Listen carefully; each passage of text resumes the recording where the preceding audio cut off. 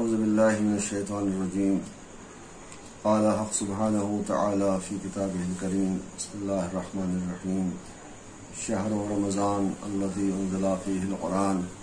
ھدی للناس وبینات من الھدی والفرقان۔ محترم ناظرین، السلام علیکم ورحمۃ اللہ وبرکاتہ۔ میں آپ کا خادم محمد ذیشان آپ کی خدمت میں تحفہ ماہ رمضان کے عنوان سے چند گزارشات لے کر حاضر خدمت ہوں۔ الحمدللہ ماہ مبارک سیام اپنی تمام ترفیع و برکات کے ساتھ ہمارے سروں پہ سایہ فگن ہے، اور ہم ہر لمحہ اللہ کے ان پاکیزہ ایام سے مستفیض ہو رہے ہیں۔ عزیزان محترم، ماہ رمضان کا تعارف قرآن مجید میں اللہ رب العزت نے اسی انداز سے فرمایا، آواز دی بسم اللہ الرحمن الرحیم شہر رمضان الذی انزل فیہ القرآن ھدی للناس وبینات من الھدی والفرقان، یعنی ماہ مبارک سیام وہ عظیم ترین مہینہ ہے جس میں اللہ رب العزت نے اپنے پاکیزہ کلام قرآن مجید کو نازل فرمایا، وہ کلام کی جو عالم انسانیت کی ہدایت کرنے والا ہے، ان کی رہنمائی کرنے والا ہے۔ اس میں ہدایت کی واضح نشانیاں موجود ہیں، حق و باطل کے درمیان فرق کرنے والی کتاب ہے۔ عزیزان محترم، جہاں ماہ مبارک سیام میں ہم ہر آن اللہ کی ایک عظیم فریضے یعنی روزے کو انجام دے رہے ہیں، وہیں ہماری کوشش اور سعی یہ ہونی چاہیے کہ ہم زیادہ سے زیادہ اپنے وجود کو قرآن مجید کی آیات سے مستفیض کریں، یعنی زیادہ سے زیادہ تلاوت کلام الہی کے فریضے کو بھی انجام دیں۔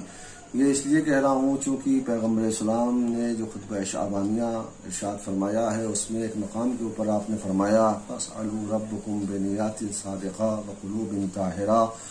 أَن يُوَفِّقَكُم لِصِيَامِهِ وَتِلَاوَةِ كِتَابِهِ، یعنی اللہ سے اس ماہ مبارک میں سوال کرو، اپنے رب کی بارگاہ میں دست سوال بلند کرو کہ پروردگار عالم تمہیں روزہ رکھنے کی اور اپنی کتاب کی تلاوت کی توفیق عطا فرمائے۔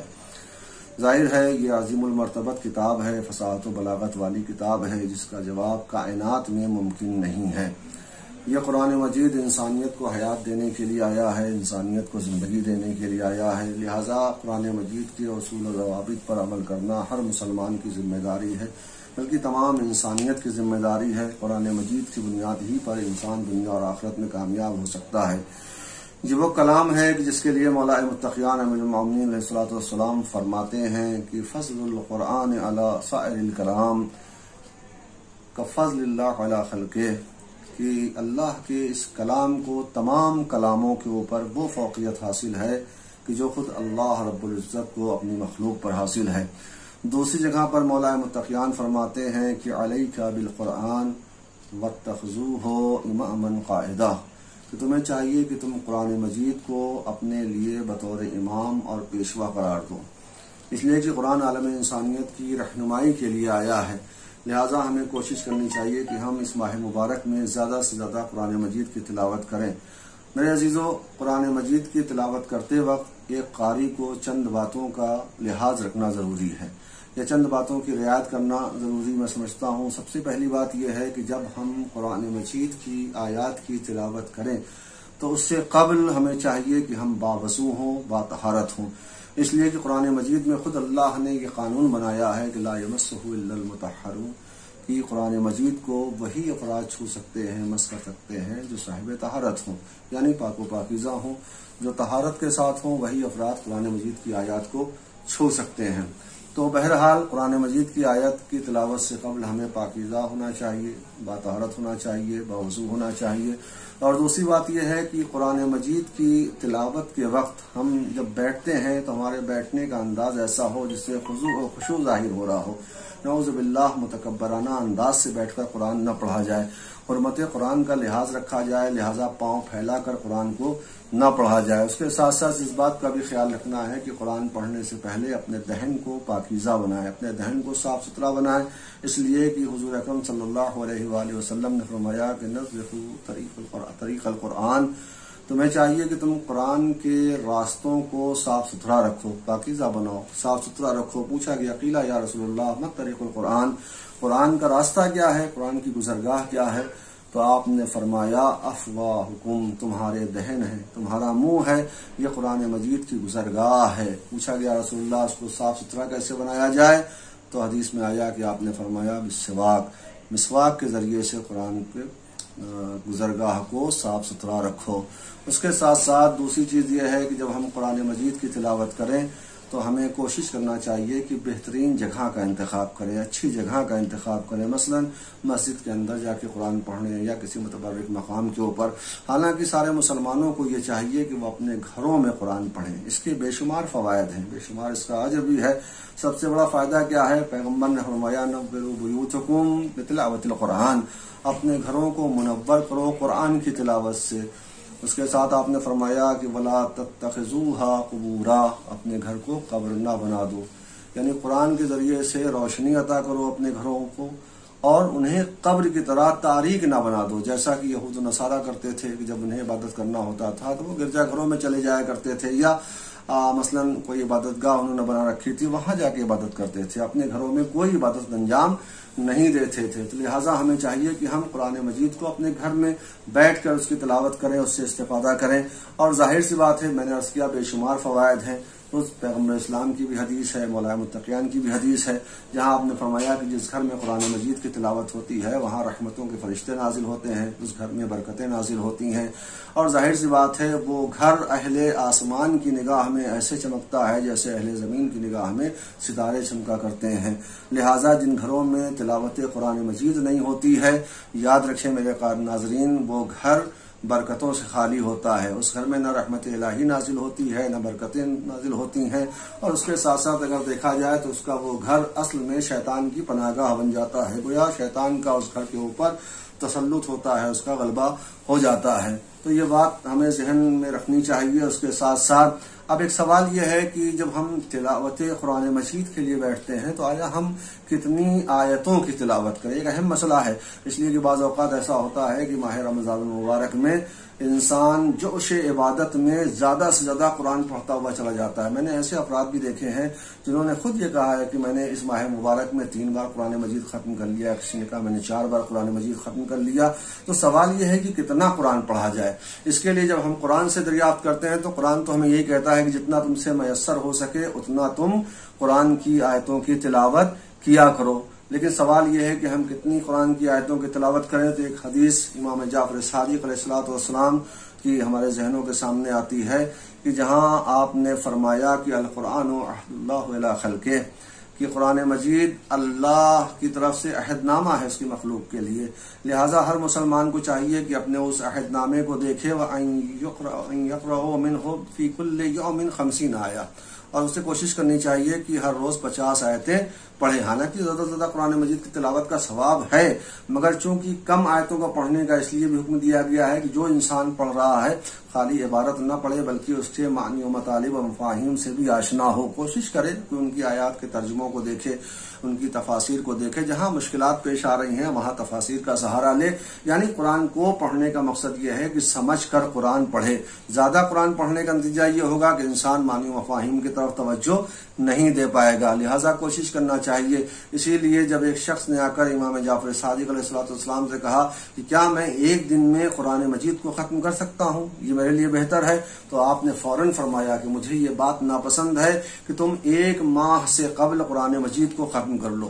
یعنی اس کا مطلب یہ ہے کہ امام نے بتایا کہ ایک قاری کو چاہیے کہ ایک ختم قرآن کے لیے کم سے کم 1 ماہ صرف کرتا ہوا نظر آئے۔ اس کے ساتھ ساتھ پیغمبر اسلام نے فرمایا کہ من قرأ القرآن اقل من 3 لم يفقهه، جو بھی انسان 3 دن سے کم میں قرآن مجید پڑھ لیتا ہے وہ اس کو سمجھ نہیں پاتا ہے۔ لہٰذا ہمیں قرآن کی جتنی بھی آیتیں پڑھنا ہو کوشش یہ کریں کہ ان کے معنی و مطالب اور ان کے مفاہیم سے آشنا ہو کر قرآن کی تلاوت کی جائے۔ اس کے ساتھ ساتھ ہمیں چاہیے کہ جب ہم قرآن مجید کی تلاوت کریں تو استعاذہ کریں۔ استعاذہ کا مطلب یہ ہے کہ شیطان مردود سے اللہ کی پناہ طلب کر لیا کریں۔ خود قرآن نے کہا ہے فَإِذَا قَرَأْتَ الْقُرْآنَ فَاسْتَعِذْ بِاللَّهِ مِنَ الشَّيْطَانِ الرَّجِيمِ، کہ جب تم قرآن کی تلاوت کے لیے آمادہ ہو تو اللہ رب العزت سے کی پناہ مانگ لیا کرو شیطان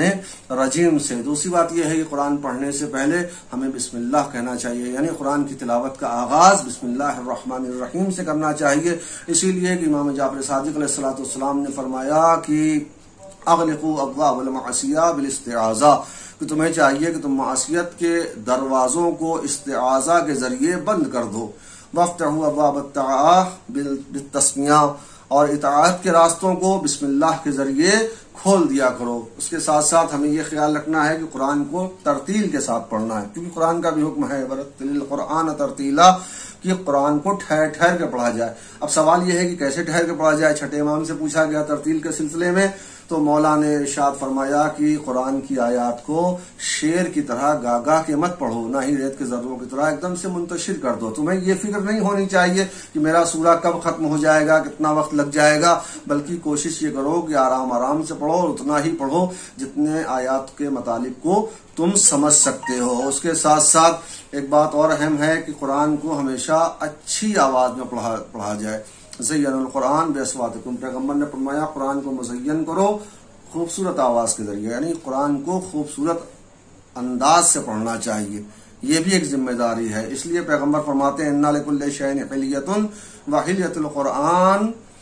یاد رکھنا کہ ہر چیز کے لیے ایک زینت ہے۔ وَحِلْيَةُ الْقُرْآنِ الصَّوْتُ الْحَسَنُ، قرآن کی زینت کیا ہے؟ بہترین آواز کا ہونا، بہترین لحن کا ہونا، لہذا قرآن کو بہترین انداز اور بہترین آواز سے پڑھا جانا چاہیے۔ اس کے ساتھ ساتھ قرآن مجید کو پڑھتے وقت حسن و ملال کی کیفیت بھی ہمارے وجود پر طاری ہونا چاہیے، اس لیے کہ قرآن کی تلاوت کا کمال یہ ہے کہ جب قرآن مجید کی آیتوں کو پڑھا جاتا ہے، خود سورہ انفال میں ارشاد ہوا وَإِذَا تُلِيَتْ عَلَيْهِمْ آيَاتُهُ زَادَتْهُمْ ایمانا، جب قرآن کی آیتیں پڑھی جاتی ہیں تو ایمان میں اضافے کا سبب ہوتا ہے، لہذا قرآن پڑھتے وقت حزن و ملال کو پیش نگاہ رکھے اور کوشش کرے کہ قرآن پڑھتے وقت آنکھوں میں چند آنسو بھی آ جائیں، اس لیے کہ حدیث میں ہے کہ جو آنکھیں قرآن کی تلاوت کے وقت اشکبار ہوں گی وہ بروز قیامت پرسکون ہوں گی۔ اللہ اکبر۔ تو قرآن مجید کو ان تمام چیزوں پر ہمیں توجہ کرنے کی ضرورت ہے۔ اور دو باتیں آخر میں اور رہ گئی ہیں، ایک تو یہ کہ قرآن مجید کو پڑھنے میں ہم تدبر کا بھی استعمال کریں، یعنی غور و فکر کریں، ہم دیکھیں قرآن مجید ہم سے کیا مطالبہ کر رہا ہے، کیونکہ قرآن کی بہت سی آیات ہیں جو عالم انسانیت کو لمحہ بلمحہ دعوت فکر دے رہی ہیں، لہذا قرآن کو تدبر کے ساتھ پڑھنا چاہیے۔ اسی لیے مولا کائنات فرماتے ہیں الا لا خیر فی قراءتہ لا تدبر فی، اس قراءت میں کوئی بھلائی نہیں ہے کہ جس میں تدبر نہ کیا گیا ہو، جس میں غور و فکر نہ کی جا رہی ہو، جس میں فکر نہ کی جا رہی ہو، اس تلاوت میں کوئی بھلائی نہیں ہے، لہذا ہمیں چاہیے کہ ہم تدبر کے ساتھ قرآن مجید کو پڑھیں۔ اور آخری بات یہ ہے کہ قرآن مجید کو ہمیشہ قرآن کو دیکھ کر پڑھنا چاہیے۔ اگر ہم تلاوت کرنے کے لیے اگر ہمیں چند سورہ یاد بھی ہے تو ہم کوشش یہ کریں کہ ان سوروں کو قرآن میں دیکھ کے پڑھیں، اس لیے کہ ایک شخص امام جعفر صادق علیہ السلام کی خدمت میں آیا اور اس نے آنے کے بعد کہا ظاہر ہے کہ وہ حافظ قرآن تھا۔ اس نے پوچھا کہ فرزند رسول یہ بتائیے قرآن مجھے حفظ ہے، کیا میں زبانی قرآن پڑھوں؟ تو امام نے فرمایا کہ نہیں، زبانی قرآن نہ پڑھو، بلکہ قرآن کی آیتوں کو دیکھ کر قرآن میں پڑھو، اس لیے کہ تمہیں نہیں معلوم اما علمتا، کیا تو اس بات کو نہیں جانتا ہے کہ قرآن مجید کے اوپر نظر کرنا